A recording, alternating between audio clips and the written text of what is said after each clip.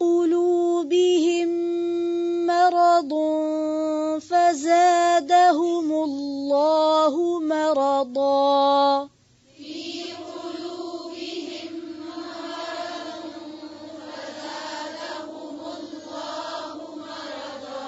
في قلوبهم مرض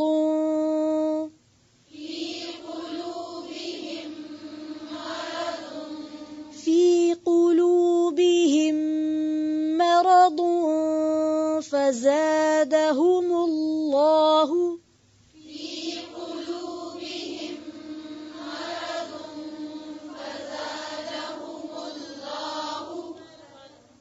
في قلوبهم مرض فزادهم الله مرضا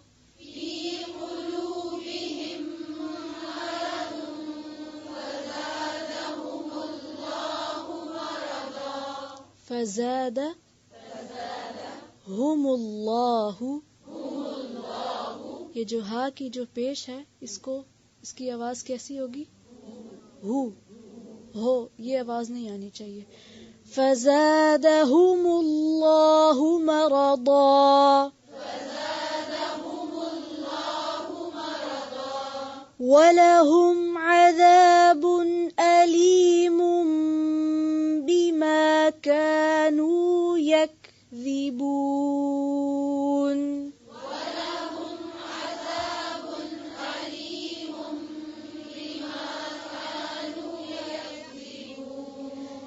بِمَا كَانُوا يَكْذِبُونَ.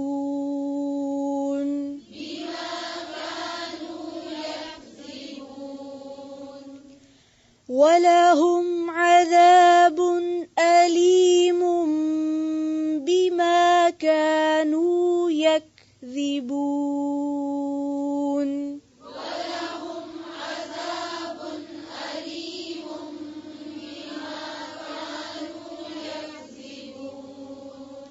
وَلَهُمْ عَذَابٌ أَلِيمٌ بِمَا كَانُوا يَكْذِبُونَ.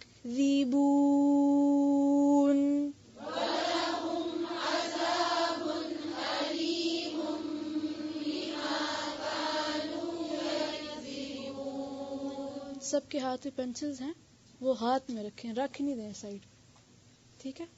اور ساتھ ساتھ ایک ایک لفظ جو آپ سن رہے ہیں اس کے ساتھ ساتھ آپ کی پینسل جانی چاہیے. جب آپ پڑھ رہے ہو اس وقت بھی آپ کی پینسل یہیں ہو، اس لفظ پہ ہو، ٹھیک ہے؟ وَلَهُمْ عَذَابٌ أَلِيمٌ بِمَا كَانُوا يَكْذِبُونَ.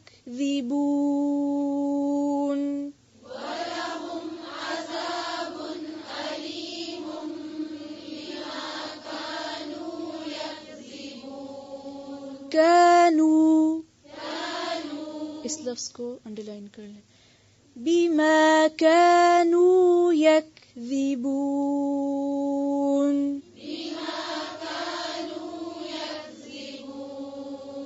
یکذبون، ذال کو نرمی سے.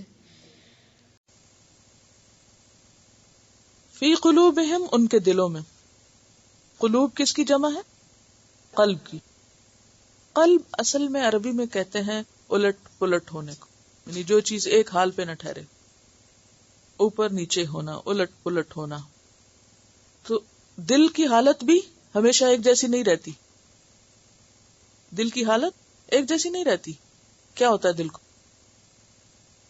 کبھی خوش ہوتا ہے، کبھی غمگین ہوتا ہے، اور اس کے علاوہ بھی بہت سی حالتیں اس پہ آتی جاتی رہتی ہیں. لیکن یہاں قلب کا معنی دل ہے، دل کی حالت نہیں ہے، بلکہ دل اٹ سیلف ہے، ہارٹ. فی قلوبہم ان کے دلوں میں کیا ہے؟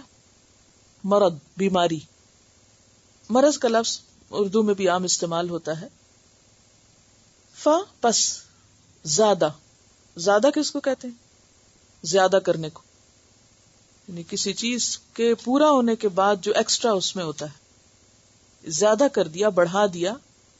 ہم ان کو، اللہ نے، مردن مرض میں، بیماری میں. وَلَهُمْ اور ان کے لیے عذاب عذاب ہے، علیم دردناک. علیم کا روٹ علم سے، الف لام میم. علم کس کو کہتے ہیں؟ درد کو کہتے ہیں. اور علیم اس سے ملتا جلتا ہے. اس کے وزن پر کوئی لفظ بتائیے جو پیچھے پڑھا ہوا آپ نے. عظیم اور رحیم، یہ فعیل کے وزن پر ہے. یہ وزن کیا ہوتا ہے یہ بعد میں پڑھ لیں گے، لیکن پہلے آپ بات سن لیجئے. تو فعیل کے اندر استمرار ہوتا ہے. استمرار یعنی کنٹینیوٹی ہوتی ہے. ٹھیک ہے. تو علیم درد والا، لیکن کیسا درد؟ جس کے اندر کنٹینیوٹی بھی ہے اور ایک ہمیشگی ہے، اور اس کے ساتھ ایک کنٹینیوس ٹارچر جس کو آپ کہہ سکتے ہیں. بہت زیادہ اور مسلسل تکلیف دینے والا. علیم کا کیا معنی؟ بہت زیادہ اور مسلسل تکلیف دینے والا، کنٹینیوس ٹارچر. وَلَهُمْ عَذَابٌ أَلِيمٌ بِمَا كَانُوا بِمَا، بے کا اب معنی آپ دیکھیے بوجہ ہو گیا، سبب. ایک معنی بے کا کیا تھا؟ ساتھ. دوسرا ماں کو نہیں کمانا دینے کے لیے، اور اس کو عام طور پہ بولتے ہیں زائد، یعنی بے زائد ہے یہاں، یعنی مومنین کے ساتھ زائد ہے. اور یہ تیسرا معنی بے معنی بوجہ.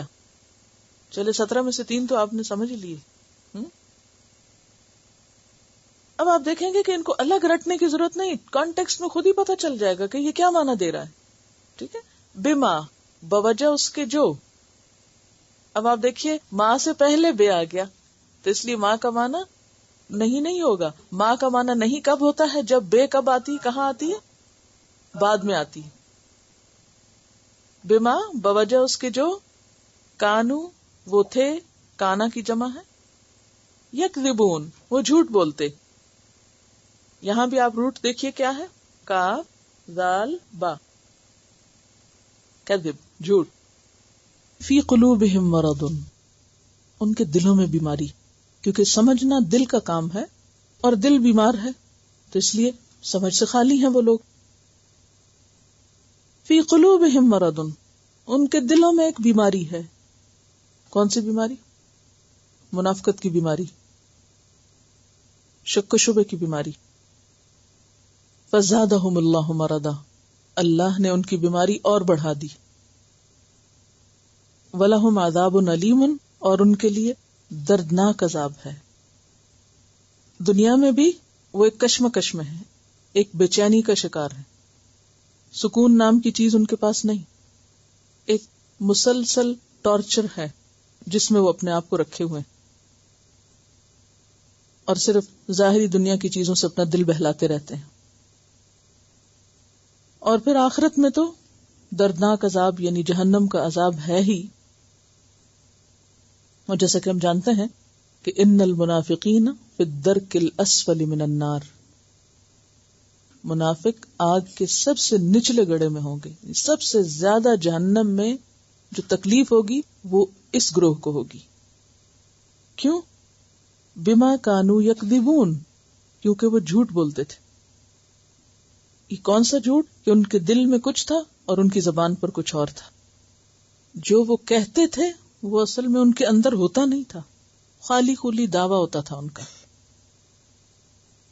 تو جس انسان کی زندگی کی بنیاد جھوٹ پر ہو، جس انسان کی سوچ جھوٹ پر مبنی ہو، حقیقت پر بیس نہ ہو، گمان پر ہو، شک و شبہ پر ہو، یعنی خلاف حقیقت بات پر وہ بنیاد رکھے ہوئے ہو، ایسا شخص معاشرے میں ہمیشہ فساد اور بگاڑ کا سبب بنتا ہے.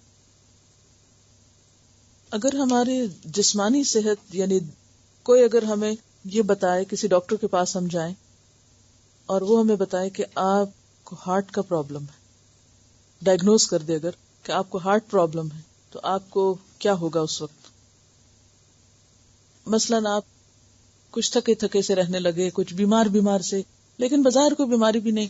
آپ اپنے چیک اپ کے لیے چلے گئے ڈاکٹر کے پاس، اس نے آپ کے ٹیسٹ وغیرہ کیے اور آپ کو رپورٹ ملی کہ آپ ہارٹ ڈیزیز کا شکار ہیں. اس رپورٹ کو پڑھ کے آپ کے اوپر کیا گزرے گی؟ شوق لگے گا، پریشانی ہوگی. کس کو خطرہ ہے؟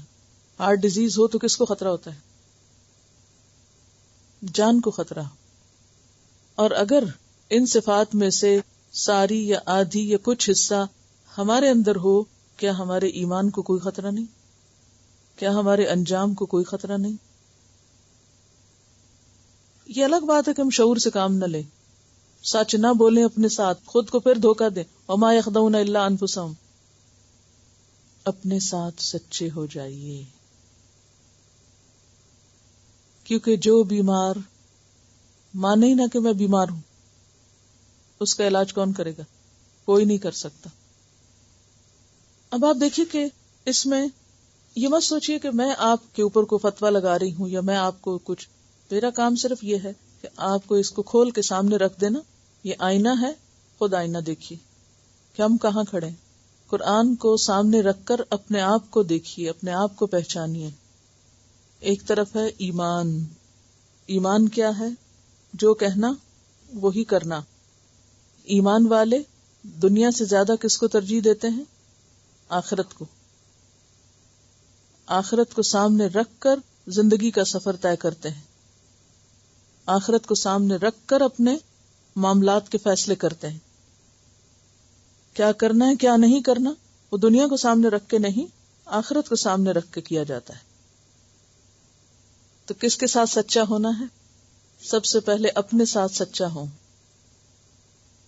جو اپنے ساتھ سچا نہیں وہ بے شعور ہے. وہ اللہ کے ساتھ بھی سچا نہیں ہو سکتا، وہ لوگوں کے ساتھ بھی سچا نہیں ہو سکتا. اسی لیے آپ صلی اللہ علیہ وسلم نے جب منافقت کے بارے میں پہچان کرائی تو آپ نے فرمایا اربع من کن فیہ کان منافقا خالصا اذا اؤتمن خان واذا حدث کذب واذا عاہد غدر واذا خاصم فجر. 4 خصلتیں جس میں ہوں وہ پورا منافق.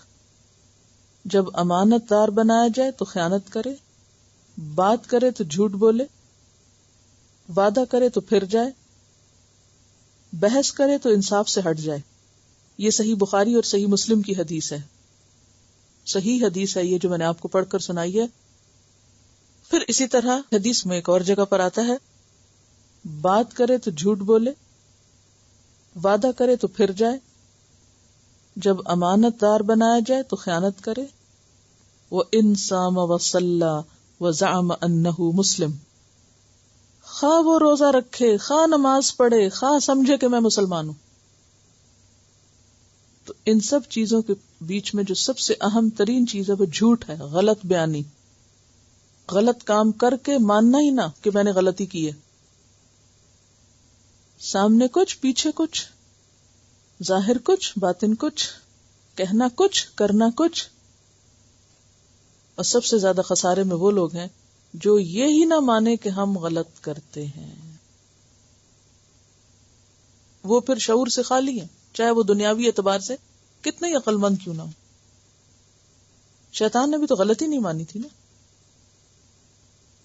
اچھا، جھوٹ کی بنیادی وجہ دل کا بیمار ہونا ہے. یہاں پر آپ دیکھیں نا فی قلوبہم مرض فزادہم اللہ مرضا وَلَهُمْ عَذَابٌ عَلِيمٌ بِمَا كَانُوا يَكْذِبُونَ. جھوٹ کیا ہوتا ہے؟ خلاف حقیقت بات. بنیادی طور پر اگر دیکھا جائے تو جھوٹ ہے ہی یہ دل میں کچھ اور زبان پہ کچھ.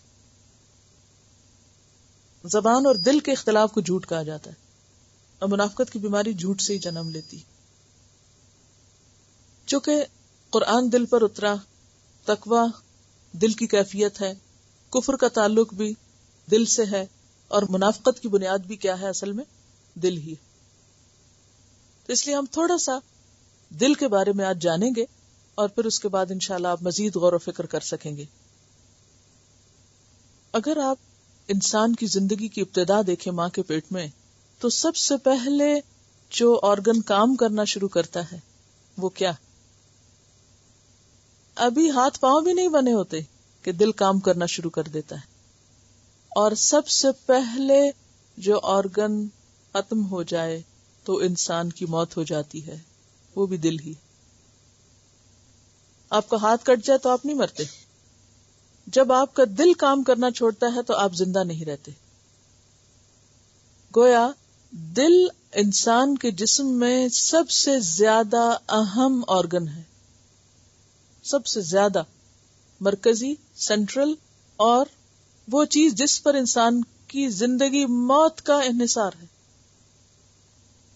وہ کام کرتا ہے، وہ صحت مند ہے تو انسان صحت مند ہے، انسان زندہ ہے. اور اگر وہ بیمار ہے تو انسان بیمار ہے.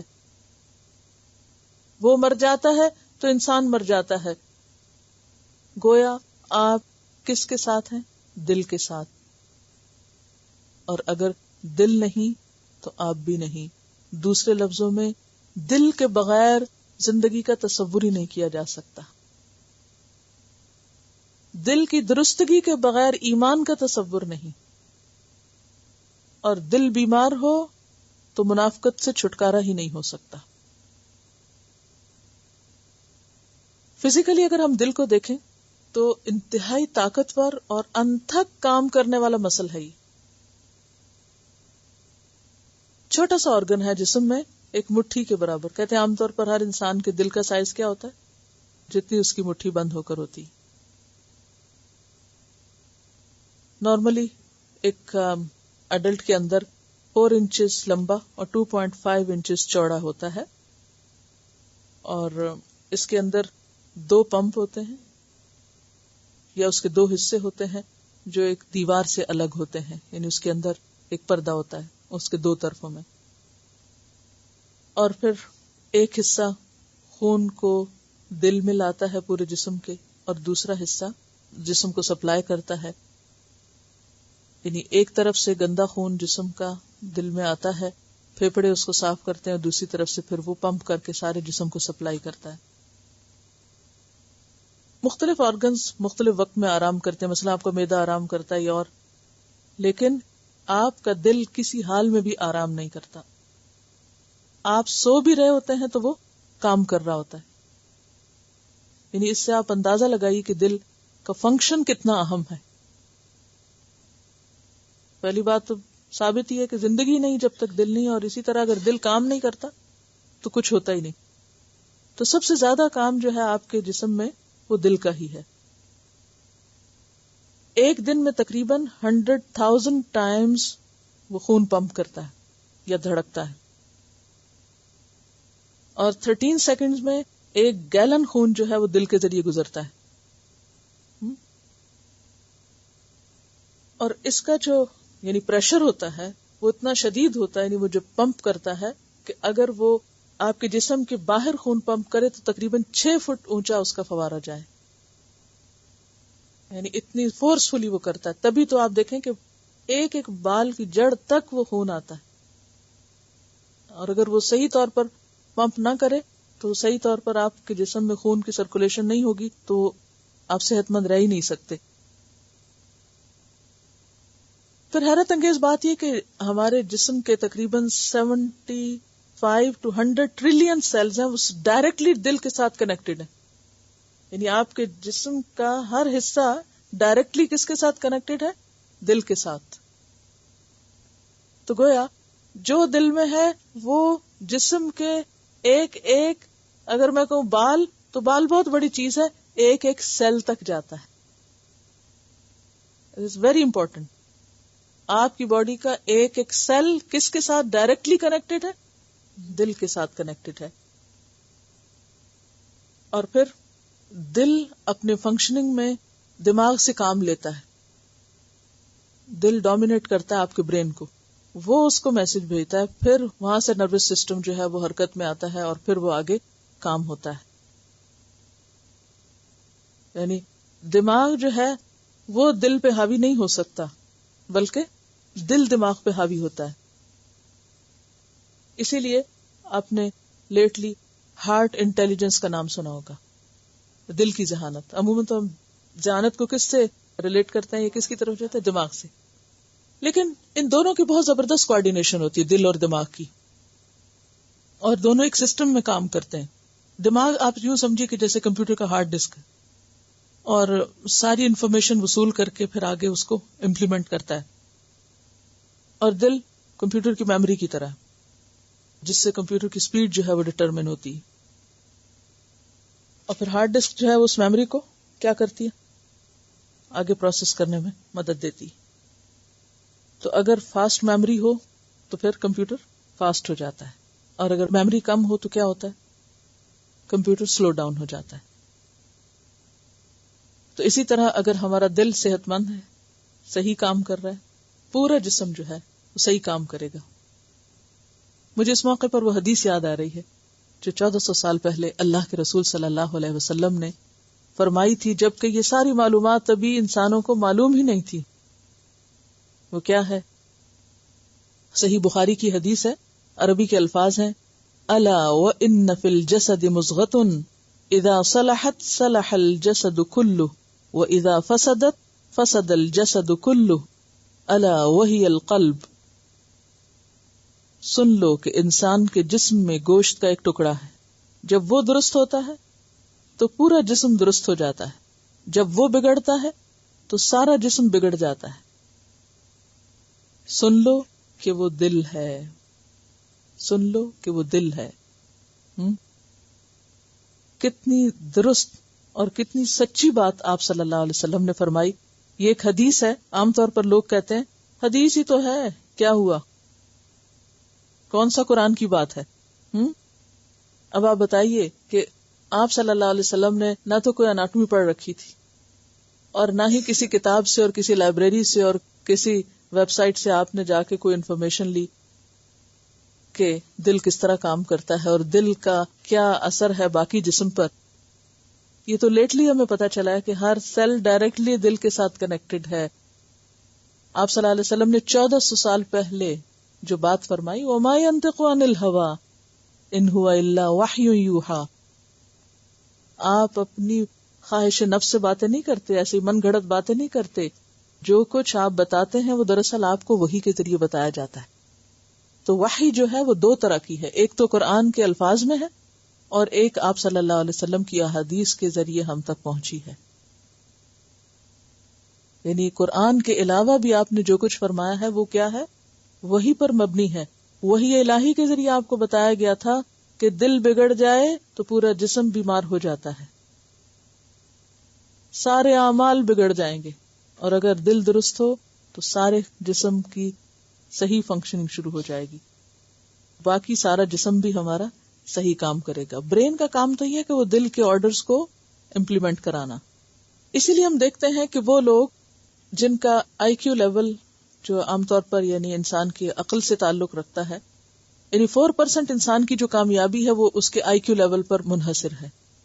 یعنی کامیاب انسان کی کامیابی میں کتنے % اس کی دماغ یا اس کی قابلیت کا حصہ ہوتا ہے اور کتنے % کسی اور چیز کا.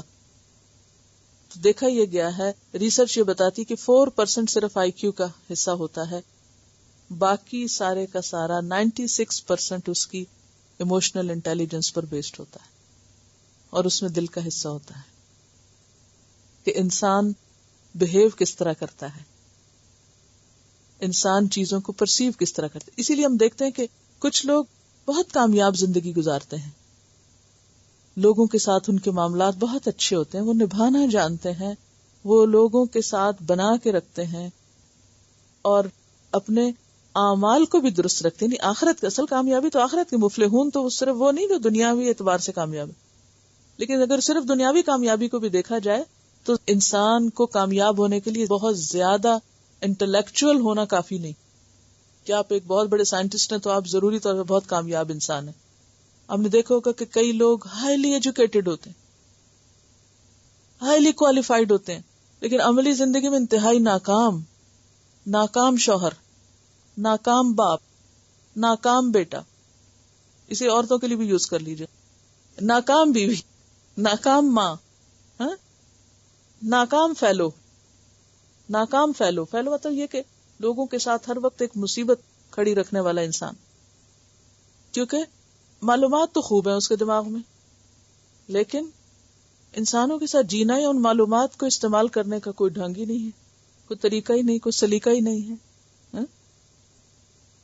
اسی وجہ سے آج ہم دیکھتے ہیں کہ جو نفسیاتی بیماریاں ہیں یا روحانی طور پر لوگ زیادہ ڈسٹرب ہیں، زیادہ ٹرینکولائزرز کا استعمال ہو رہا ہے بنسبت جسمانی بیماریوں کے.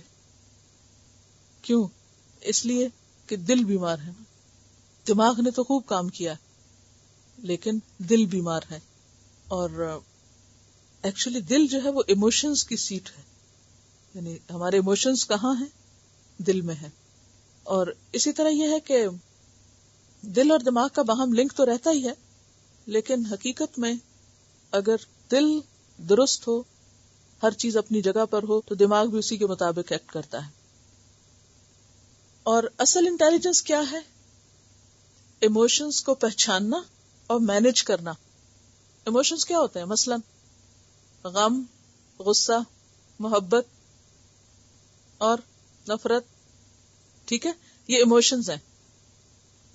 جس کو پتہ ہی نہیں نفرت کیا، محبت کیا ہے، غم کیا، غصہ کیا ہے، ایک بے حس انسان ہے، بس اس کو یہ پتا ہے کتابوں میں کیا لکھا ہے.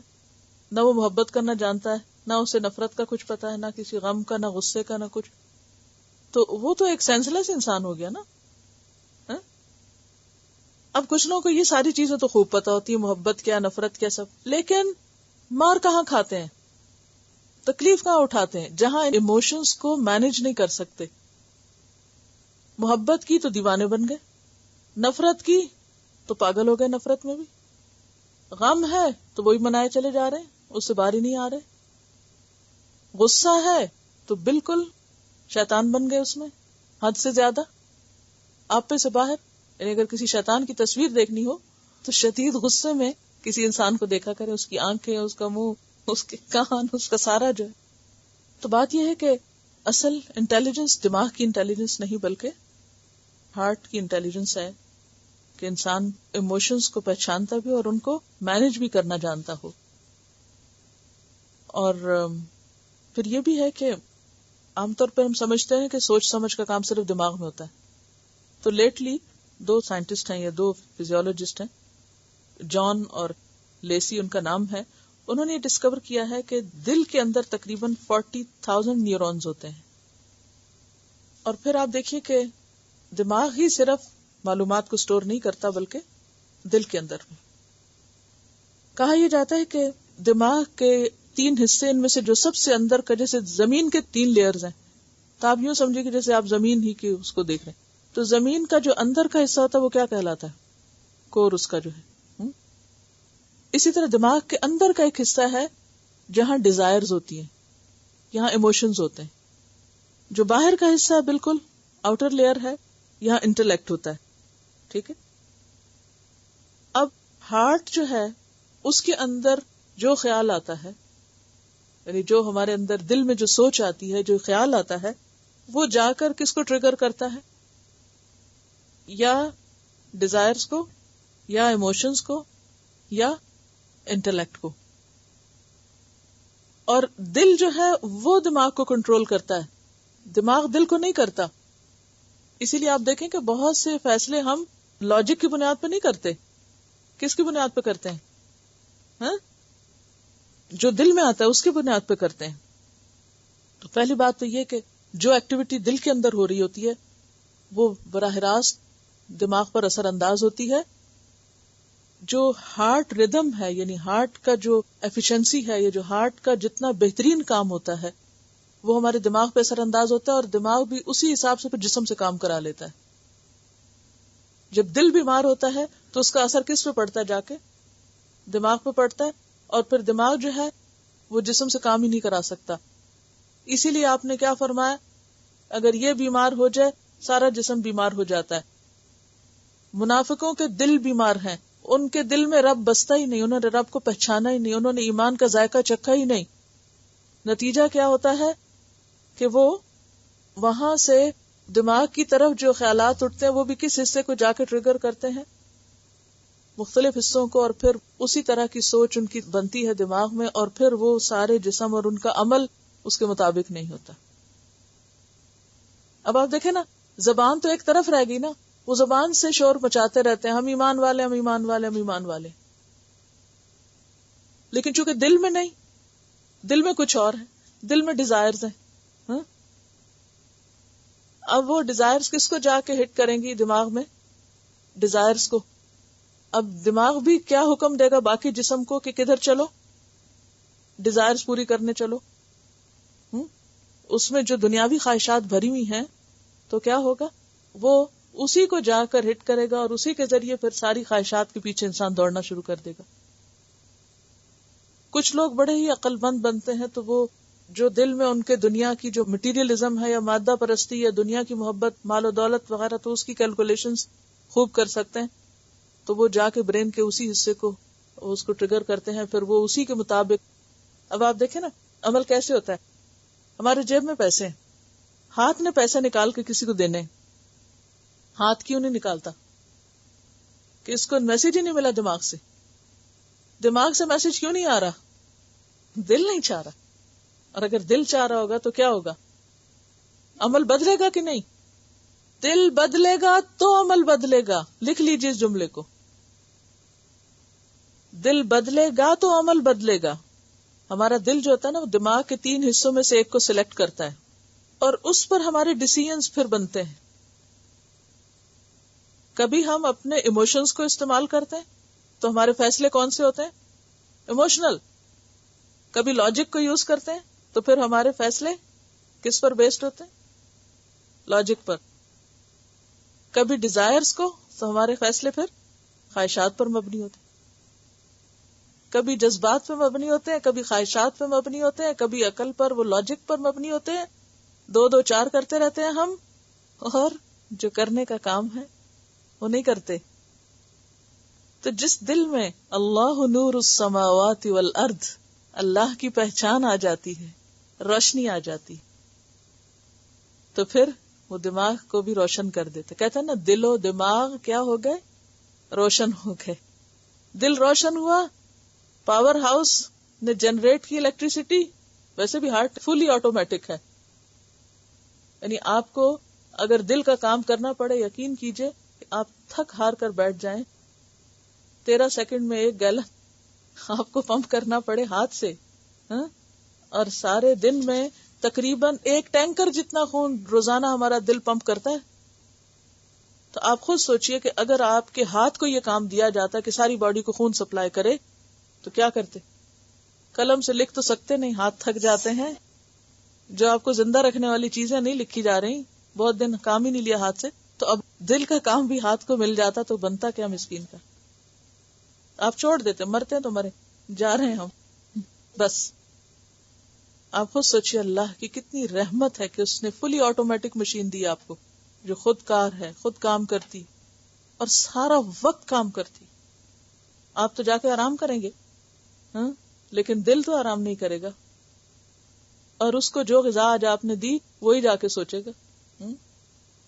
تو جب تک دل نہیں بدلتے، آپ صلی اللہ علیہ وسلم نے دلوں کو بدلا تھا، ہارٹ ٹرانسپلانٹ کیے تھے، فزیکلی نہیں بلکہ اسپرچولی دھو ڈالا تھا دلوں کی بیماریوں کا علاج کیا تھا، ہارٹ ڈیزیزز کو ڈائگنوز کیا تھا اور ان کا علاج کیا تھا، اور دل صحت مند ہو گئے تھے. اسی لیے تو صحابہ کے اندر ایسی ایمانی طاقت تھی کہ دریا اور صحرا اور کوئی چیز ان کے آگے رکاوٹ نہیں بنی. اللہ کے راستے میں چھوٹی سے چھوٹی اور بڑی سے بڑی کوئی چیز رکاوٹ تھی ہی نہیں، اور ہمارے راستے میں اللہ کی طرف جانے میں کیا کیا رکاوٹ؟ ہماری ڈیزائرز، ہمارے ایموشنز، ہمارے انٹلیکٹ، یہ سارے رکاوٹ بنے ہوئے ہیں، کیونکہ دل صحیح ٹرانسمیشن کر ہی نہیں رہا، صحیح میسج ہی نہیں دے رہا، صحیح جگہ کو کلک ہی نہیں کر رہا. آپ کو معلوم ہے کہ اگر کسی کا دل اتنا بیمار ہو جائے کہ وہ کام کرنا چھوڑ دے تو پھر کیا کرنا پڑتا ہے؟ ہارٹ ٹرانسپلانٹ کرنا پڑتا ہے. اور ایک ہارٹ ٹرانسپلانٹ کرانے کی کیا کاسٹ ہے؟ $2.5 ملین، یعنی $250,000 آپ کو چاہیے اگر آپ کو اپنا دل بدلنا ہے فزیکلی. صرف ایک سرجری نہیں، پہلے سال کی، 1 سال کا، کیونکہ وہ یہ نہیں کہ بس ایک دفعہ ٹرانسپلانٹ اور ختم، وہ تو سلسلہ چل پڑتا ہے نا پھر. تو اللہ کی یہ کتاب آپ کی دل بدلنا چاہتی ہے، کوئی قیمت دینے کو تیار نہیں. اسی لیے تو اللہ تعالیٰ پھر ہدایت نہیں دیتا نا، کیونکہ کوئی لینا ہی نہیں چاہتا. کیوں نہیں لینا چاہتے؟ یہ یقین ہی نہیں کہ اگر یہ نہ ملی تو موت ہے، آخرت کی ناکامی ہے. کیونکہ دنیا میں تو پتا ہے کہ دل نے کام نہ کیا مر جائیں گے. آخرت کے لیے تو ہم سوچتے ہی نہیں کہ اگر ہمارے دل درست نہ ہوئے اور ان کے مرض دور نہ ہوئے تو ہم مر جائیں گے، ختم ہو جائیں گے، ہمیشہ کی مصیبت. وَلَهُمْ عَذَابٌ أَلِيمٌ فِي قُلُوبِهِمْ مَرَضٌ فَزَادَهُمُ اللَّهُ مَرَضًا وَلَهُمْ عَذَابٌ أَلِيمٌ. ہارٹ ٹرانسپلانٹ چھوٹی موٹی ہارٹ ڈیزیز میں نہیں ہوتا. کب ہوتا ہے؟ جب مرض حد سے زیادہ بڑھ جاتا ہے. تو یہاں بھی آپ دیکھیں کہ منافقوں کے دلوں میں بیماری ہے، اور چونکہ ان کو احساس ہی نہیں وہ بیمار ہیں، وہ علاج ہی نہیں کرواتے، نہ بدلنا چاہتے اپنے دلوں کو، لہٰذا وہ اسی بیماری میں جیتے رہتے ہیں. تو جس مرض کا علاج نہ کیا جائے تو کیا ہوتا ہے؟ واقعی بڑھتا ہے، تو خود ہی ختم ہو جاتا ہے، بڑھتا ہے. دل کی بیماری خاص طور پر جب وہ بڑھتا جاتا ہے تو پھر کیا ہوتا ہے؟ موت.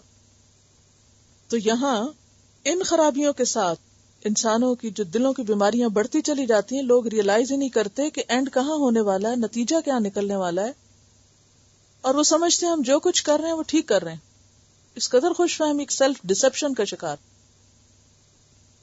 جو بیمار یہ نہ سمجھے کہ وہ بیمار ہے، سیلف ڈسپشن کا شکار ہوتا ہے، اور اس کے نتیجے میں بیماری بڑھتی رہتی ہے، اور آخر کار وہ شخص ہلاکت سے دوچار ہو جاتا ہے.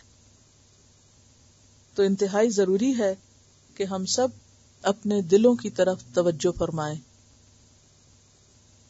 ہم نے سوچا تھا ربانی بننے کا، رب کو پانے کا. رب کی معرفت کہاں آئے گی؟ دل میں آئے گی.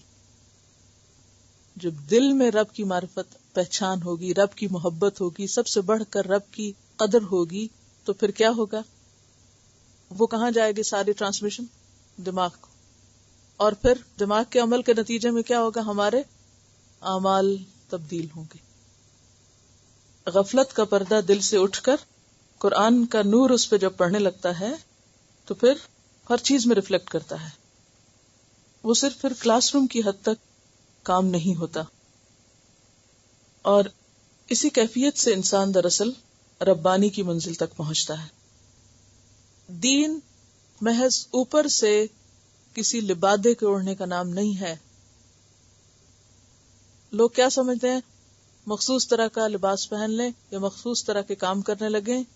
کیوں آپ صلی اللہ علیہ وسلم فرمایا خواہ وہ نماز پڑھے، خواہ روزہ رکھے، خواہ سمجھے میں مسلمان ہوں، پھر بھی وہ نہیں مومن، پھر بھی پکا منافق،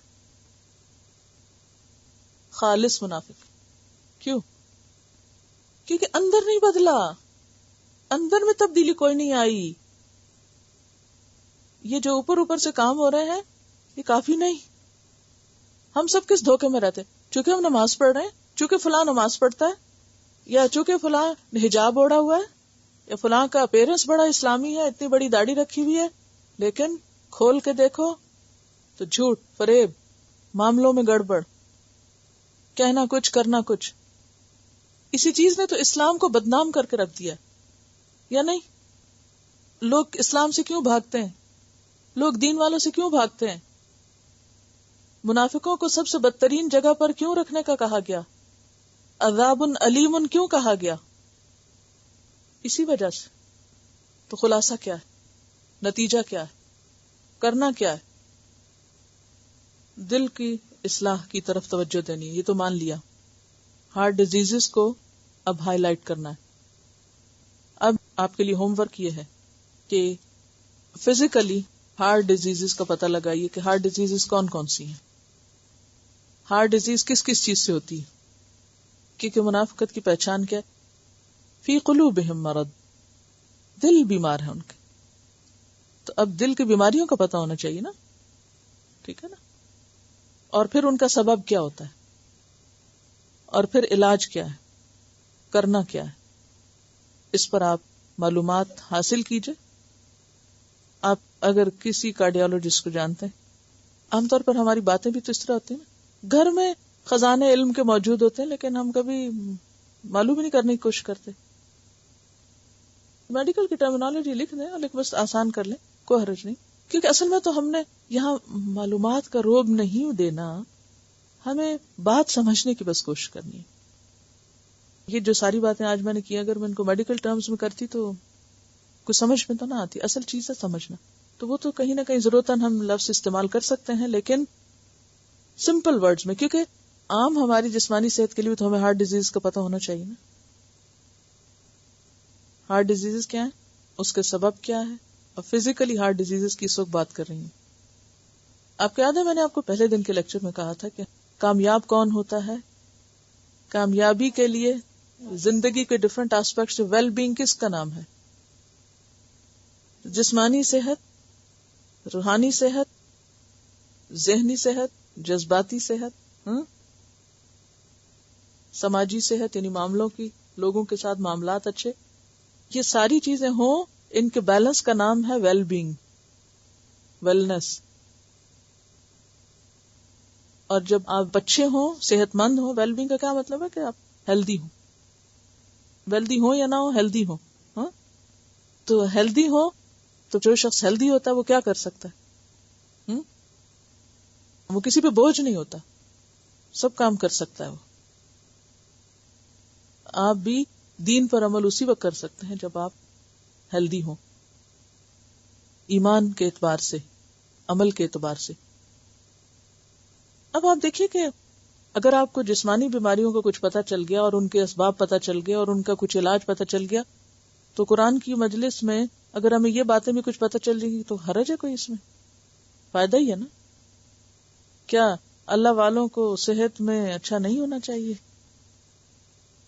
کیا جسمانی صحت کے بغیر آپ کی روحانی صحت اچھی ہو سکتی ہے؟ نہیں.